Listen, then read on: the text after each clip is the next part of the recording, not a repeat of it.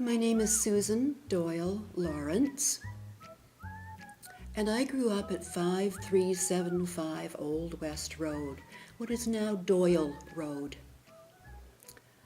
I'm only related to the Oldfields by marriage, not by birth. My father, Frank Doyle, had two younger sisters. There was Dad, Frank, then Mirth, and then the youngest was Joy Doyle, who married Dick Oldfield. So I knew my first cousin's family as well as I knew my own family. They were like my cousins as much as they were my cousin's cousins. So I will often, I think tonight, instead of saying the Reverend Herbert Oldfield, I will probably slip into Uncle Herbert. So let's put the family into a context. Now, I remember many years ago, I was with a very good bird watcher. And what he said is that everything that the bird is doing is meaningful. It's all for a reason. And he said, if you can watch them, you will soon be able to understand how they're reacting to their environment. And I found the same to be true with human beings as I've looked at different genealogical tales. So let's put the Oldfields into a perspective so that we can understand better who these people were and why they were doing what they were doing. Now, before we look at the history of the family, I'd like to look at the history of the name itself.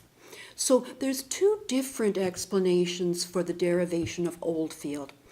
One, the prosaic one, is of course Anglo-Saxon. Ield meant old, and feld was an open area cleared of wood. Old field. So variants can be spelled many different ways: Aldfeld, Allfield, Allfell, Offel, Ofield, Oldefeld, De Oldfelde, Del Oldfelde. There's many different variations if you're taking the Anglo-Saxon derivation. If you're taking the more romantic one, of course, it is French. Simon de Hauteville, the high village. Simon de Hauteville. So that could become Hauteville, Hauteville, Hovel, Holdfield, Oldfield. Choose whichever one you like. And as with Smiths, every town had a Smith. So every family of Smiths comes from a different place. Could be the same with the Oldfields. It could be the same name coming from two different variations in different areas of the country and the family. So let's begin with the furthest back that I've been able to research, and that's Henry Oldfield, born 1805. Now, the important thing to remember is that in these days and these places, there was the rule of primogeniture. So the oldest firstborn son was the one who would inherit. So he would inherit the lands and buildings, cash, a pretty cushy place to be in the times of primogeniture. So 1805, this Henry, how many kids have we got there? 13, I think. So this Henry, born in 1805, was actually born in London, Harrow-on-the-Hill, Middlesex, but he very soon came to Ashel and became a prominent farmer. And the 1851 census, he was farming over 1,000 acres. He was in charge of 40 laborers, 11 boys, and 5 women. He was still at Ashel in 1861, and by 1868 he had died and left under £12,000 in cash. Of course, there was the land and buildings, but this was the cash, was just under £12,000. And he left it partly to his widow Sarah, partly to his first son Henry, 1828, and partly to his younger brother Edmund. So Henry becomes an important name in the family, as does the name Edmund. Now his wife Sarah, the censuses say that she was born in 1807, but every census says that she was born in a different place. So she's going to be tough to track down. But she was in Ashel in 1841, 51, and 61. By 1871, she was now the widow, and she was under reduced circumstances. Now she is the farmer, farming 418 acres with 18 men, 3 boys, and 2 women. But they've now got another business going. She's also running a brickyard with 7 men and 3 boys. Now, the last time I've picked up on our Sarah was in 1891 when she was age 84. I haven't found a death record for her yet. So with children, the first one, Henry, yep, he's set for life, he is. The oldest son. We're going to see more of Henry in a little while. Elizabeth, the second child born, also known as Bessie, never married. Now, she played a very important role in the family as the maiden aunt. So as you're looking through the censuses, you will often find that Elizabeth is not living at home. But when you find one of the other families where perhaps there's a 1-week-old baby, that's where Aunt Bessie is. She's going around the family, helping out as needed. And at no time did she ever have employment. When she was 60 in the 1891 census, she was 60, single, of her own means, and she was still alive in the 1911 census, still living with her own means. Number 3 is Edmund, born 1832. He was age 9 in the 1841 census, and then I thought he had disappeared. And I was so relieved when he did show up as getting married in 1853. That was a close one. Almost lost him. Number 4, Charles, 1834. So in 1861, he was still on his father's farm, but by 1871, he was at a nearby town called Rougham. He was married by this time, well married, because he married Lady Susan Little. By this time, 1871, there were already 3 children. His mother-in-law, Lady Eliza Little, was living in the home, and Sister Elizabeth was in the home. There was a 1-week-old baby in the family. Now, by 1881, Charles had moved to Stilton, the place of the Stilton cheese. It's in Huntingdonshire. He's now a master bricklayer, and there's another new baby, a baby a week old, and had not yet been named at the time of the census, but you pick her up later on other documents, and her name was Eva Keswick Oldfield. So that looking at that Keswick is going to be really interesting. Where does such an unusual name come from? So within a short length of time, there's 6 children. But Hilda, age 5, because there's a new baby in the house, Hilda is living with her grandparents that particular census. So I guess she had to have someone else taking care of her while her mom had 3 little kids at home. Number 5 is Ellen, born 1836. She was in the 1841 census, age 5, and then there was nothing. And I thought, oh dear, lost another one.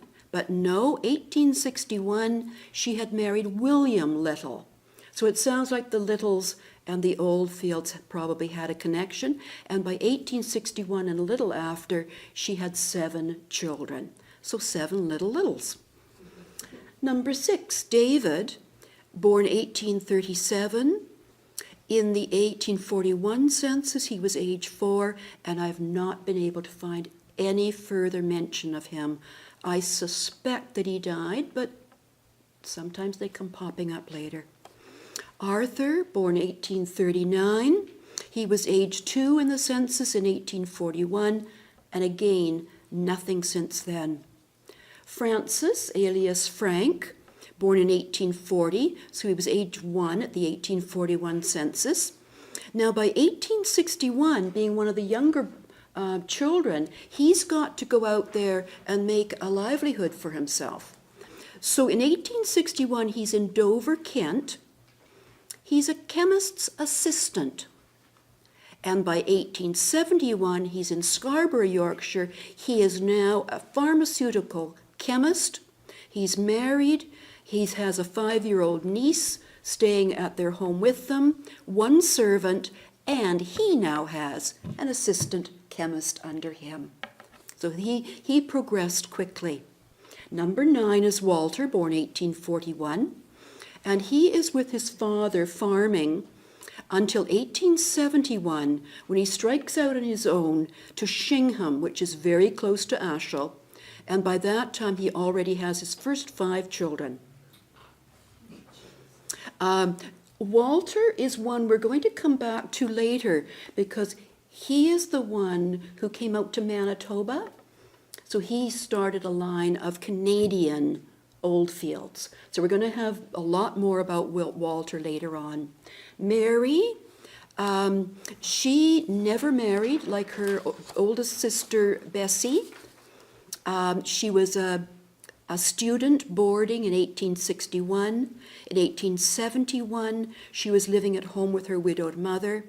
She has game with her mother for the next several years, and by 1891, she's on her own, living on her own means, but she did not marry.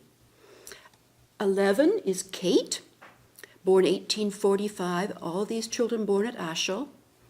In 1861, she's at boarding school. 1871, she's 25 and single and living with her mum, and then I can't find Kate after that. Maybe she married. Maybe. 12 is George, 1848 at Ashel. He's a scholar in the next 2 censuses, but by 1871 he's 22. He's helping his widowed mother to run the farm and the brickyard. In 1891, where is he? I can't find him. But 2 of his children in that census are living with George's mother. So I don't know what was happening to them at that time. Now, George was fairly peripatetic, so he could have just upped stakes and gone somewhere else. He's a different place every census. And we're going to see George a bit more later, too, because one of his ancestors came out to Saanich. And Annie, the 13th child, born 1852, in boarding school 1861. 1871, she's living with her mother. By 1911, she's 45 and married. And it's possible she married a Charles Crane. I haven't sorted that out yet. But that's the family as far back as I have it so far. Now remember, primogeniture. We need to look at the next Henry Oldfield, the oldest son, and his family, before we start getting into our Oldfields that are closer to Canada. So the second Henry Oldfield, number 1 is John Henry. So you can see the name Henry is a rising star in this family. Born in Ashel, died in 1924 in Victoria. We're going to hear a lot more about John Henry. The second child, Edmund Arthur, born 1858, only lived 2 months. The next is a set of twins, Edmund and Herbert, born 1859. And by this time I'm feeling uncomfortable about the name Edward and Edmund, pardon me. The twins died either at birth or shortly after. And these children are born at Caldecott. Remember Caldecott Road? This whole generation was born at Caldecott, which is why when John Henry built Norfolk Lodge and there was a nearby road, he named it Caldecott Road. There you go. Child number 5, Frederick Charles, born 1860. 1871, he's away at boarding school. Now, 1891, he's visiting woolen mills. He marries in 1894, and by 1911, he has a wife, and there's been 2 children born, but the 1911 census is precious in that it tells you how many children were born to the couple, how long they were married, how many children were born to the couple, how many have died, and they do the math for you and ask how many are still living. So we know that Frederick Charles, that one of his first 2 born children has already died. But by 1911, he is now a woolen manufacturer. So he's coming up. But again, the younger sons, they have to make their own way. Sarah Elizabeth, born 1861, was with her parents at Caldecott for the longest time. And then 1911 census, she's now in Warwickshire, and she's a deaconess of the church. So a single woman, so instead of running around helping the other sisters with their babies, she's gone into the church. Not a very common prospect in those days. Child number 7, Mary Emma, born 1863. I think I've got a marriage for her in 1888. Haven't proven it out yet, but there's been a gap in the censuses where she's hard to find. So we'll see if she got married in 1888. Child number 8, Ernest, 1864. In 1881, he's a baker's apprentice. And I've got a private little joke to myself that he must have burned the buns because in 1901, he is a brick and tile burner. Didn't make it in baking, but he's now making it in bricks. He's now an employer. And he is, at this time, 1901, he's a nephew living with Aunt Elizabeth. So if you don't have a place to live, I guess you go and take a stint over with Aunt Elizabeth, with Bessie. Child 9, Herbert, born 1865. He was age 5 in the 1871 census, and then I cannot find him again. So Herbert is now another one of the names that I hate seeing coming up on a census because I wonder how long he and Edmund are going to be around. Child 10, Edwin, born 1868, only lived 2 weeks. And the final child, number 11, Louisa, born 1869, did marry. She married Charles Edward Simpson, and they had 3 children. Now, Charles Edward Simpson will feature later on in a story. He was an auctioneer.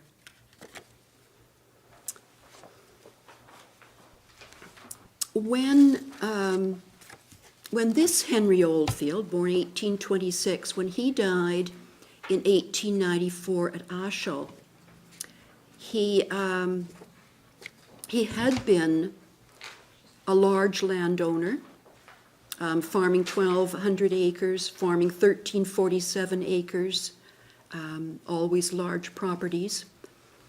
But when he died in 1894, his estate was just under £6,000 cash, and he divided it, very strangely, between William Herbert Salter, an auctioneer, and Andrew Arthur Young, a farmer.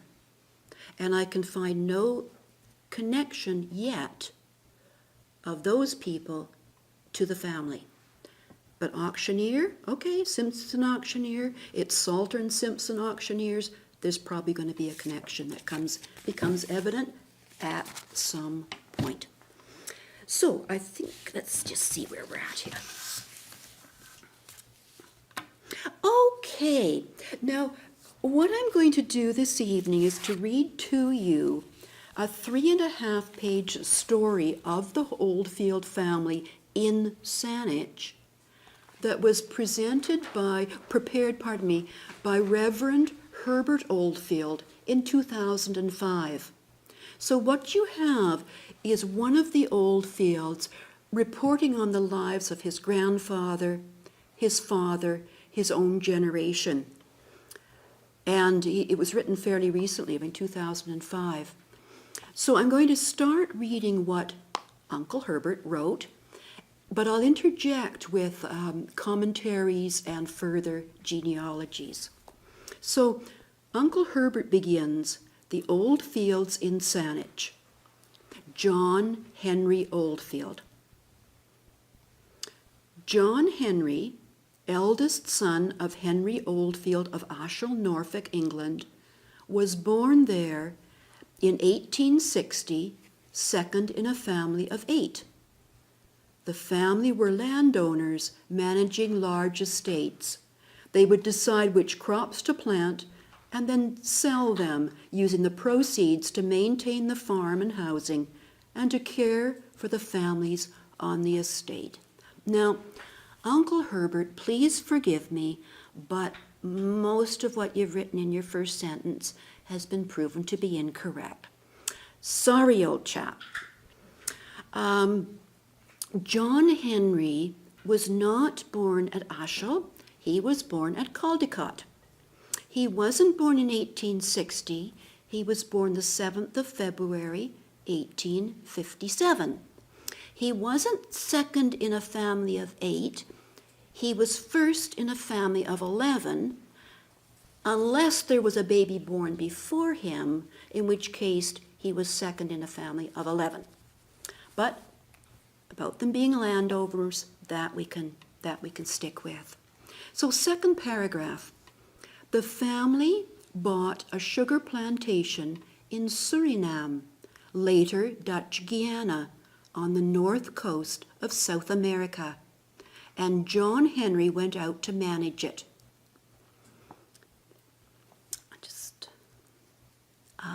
Yes, there's a story. Sugar plantation. I mentioned that my father, Frank Doyle, had 2 younger sisters. One was Mirth, one was Joy, who married into the Oldfield family.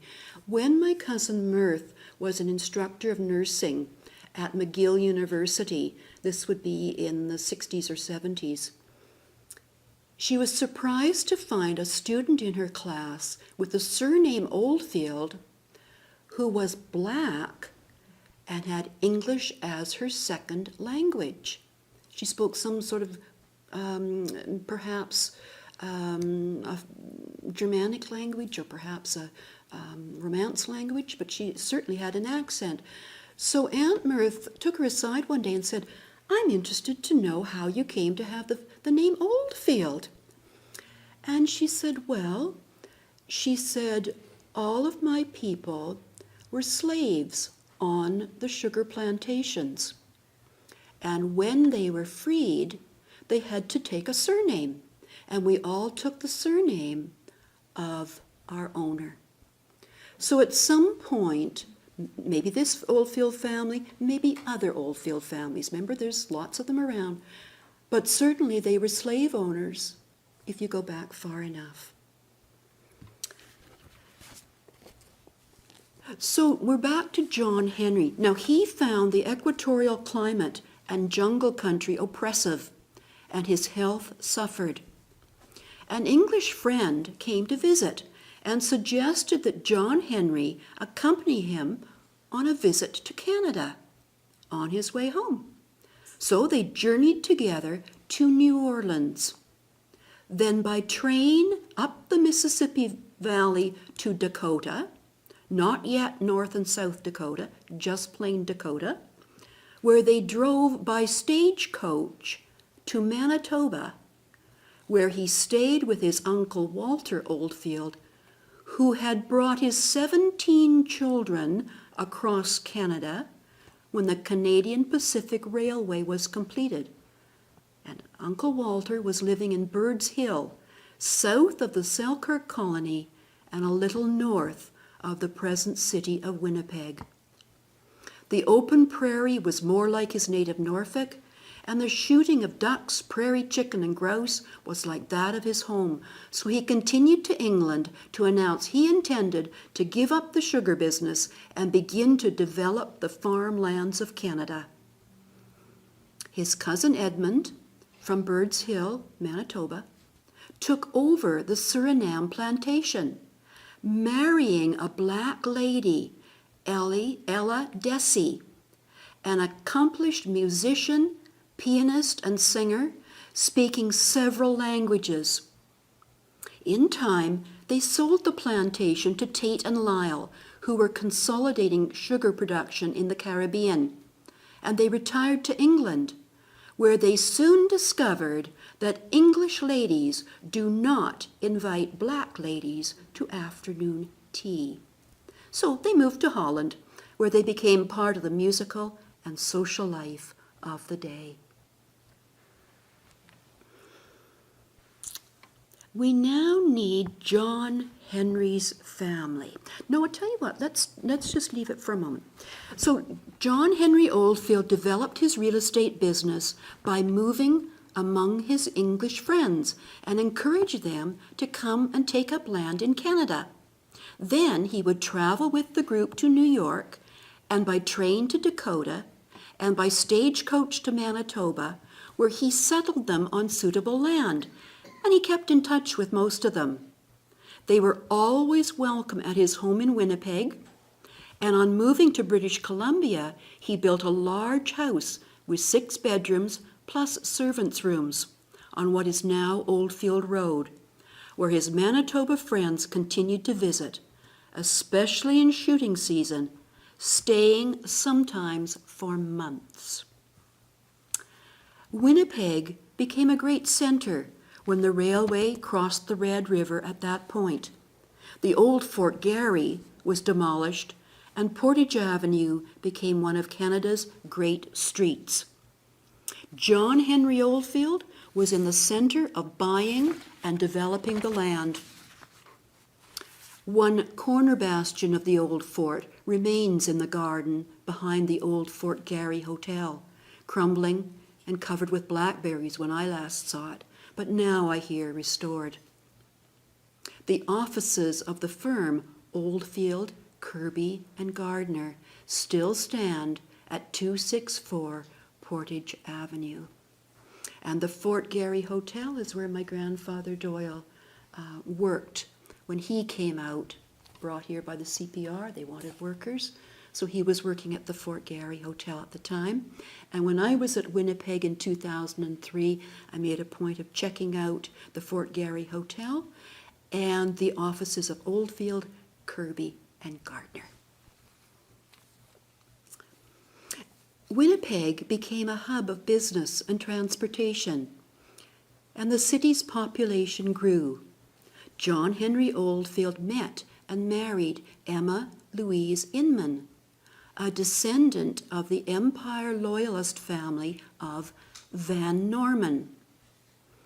4 children, Kathleen, Clarence, Herbert, and Edmund, grew up in Winnipeg. Clarence and Herbert were sent to Radley College in Parkgate, Cheshire, England, and Kathleen was sent to Holland for 2 years, where she lived with her Uncle Edmund and his black wife, whom she called Aunt Polly. This was the cousin who had managed the Suriname plantation, where the family had continued to visit as an escape from the Winnipeg cold winters. So if you don't like Winnipeg, you don't fly off to Hawaii. You take the steamer to Suriname and spend the balmy winters down there. Now, it's mentioned that John Henry married Emma Louise, a descendant of the Empire Loyalist family of Van Norman. And Emma was born in 1861, and when you look on her birth documents, it says Upper Canada. It predates Confederation. So this family, going back just a few short generations, the Selkirk colony, it's just a glimpse into the history of that time. And on one of the birth certificates for one of the 4 children, I forget which one, she must have been discombobulated because she wrote Emma as the first name of the mum, and then she wrote Van Norman, so the people weren't sure if she was married or single or what, but she was certainly married at that time, but she slipped and wrote Van Norman instead of her maiden name. So let's look at John Henry's family. Much shorter this time, only 4. We've got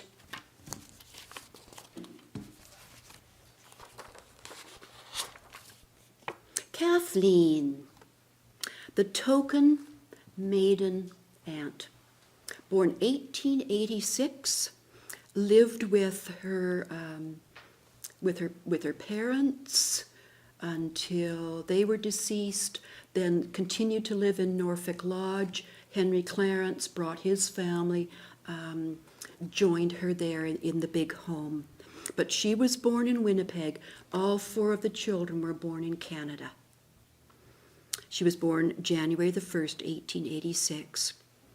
Henry Clarence, born 1889. How many of you actually remember seeing Henry Clarence Oldfield? Do you remember? Yes. So he was small of stature, and he had a hump on one side. Now, he had suffered from as a child and had to leave school. And I've always wondered if that was a genetic deformation of his spine or if it was one of the complications of his having polio as a child. But Henry Clarence, the boys were sent over to Radley College in Cheshire, so they never got to come home, as we'll see in just a minute. And Henry Clarence died in 1966. The 3rd child born, Edmund, in 1892 in Winnipeg. He signed up for the World War I. His attestation papers say that he was a steam engineer and cold storage. We've found several of his border crossings. He was one of these peripatetic ones. He was always traveling somewhere. He was an active alcoholic. His nephews all called him Juicy. He was always in the juice. However, we can't really judge other people. He signed up for World War I, as did his younger brother Herbert, and Herbert was killed in World War I. So some things drive a man to drink, perhaps. I don't feel that anyone can be judgmental of another person and how they cope with the circumstances of their life. I have found a burial, a death and burial for our Juicy in Florida. Who knows why he was in Florida? But he was continually traveling, crossing the border between the U.S. and Canada, and all of those are recorded. So we're getting quite a picture of his comings and goings.